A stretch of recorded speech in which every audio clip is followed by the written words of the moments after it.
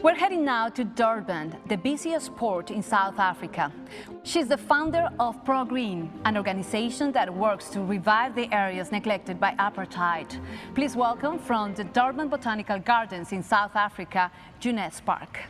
These red herrings are there, but they really are put in place by the large carbon polluters, and they're extensively funded. And in a memo that was leaked, what they actually are trying to do is reposition global warming as a theory rather than fact. I actually also read just yesterday that Durban's about to get South Africa's biggest solar power project.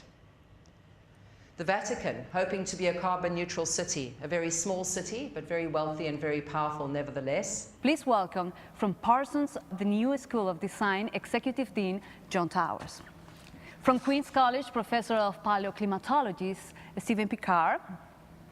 From Global Science Associates, the Global Environment and Technology Foundation Chair, Mr. Robert Correll. From the University of Michigan, Professor of Geophysics, Henry Pollack. An actress, producer, and public diplomacy envoy, Fran Drescher. We studied the Arctic really closely about 10 years ago to try to understand, because things are happening there first. Yes. And that's the physics will control that.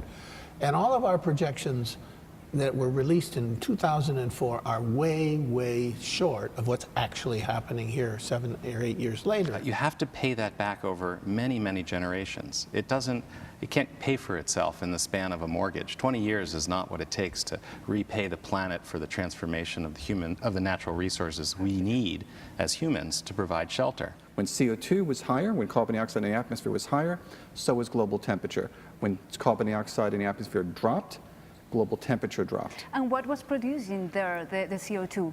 Because there were no humans there. It wasn't little monkeys and lemurs driving around in little SUVs, okay? Over the years that I've been visiting South Africa, I've noticed that drought has been more and more significant.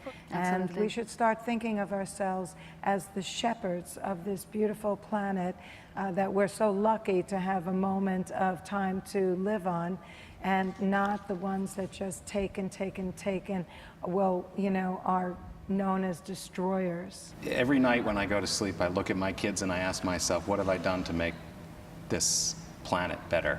Because it's the planet they will inherit. Absolutely. And I think parents all over the world are asking themselves precisely that question. And many of them are nervous, quite Yes. honestly. This is a time of economic disruption and people are worried about the next day. Yes. And I think that what parents all over the world can do is to be thinking about the time frames of their children and their children's children, and understand that they can play a role in their everyday life choices. This is not just a technological question in front of us. This is a social question.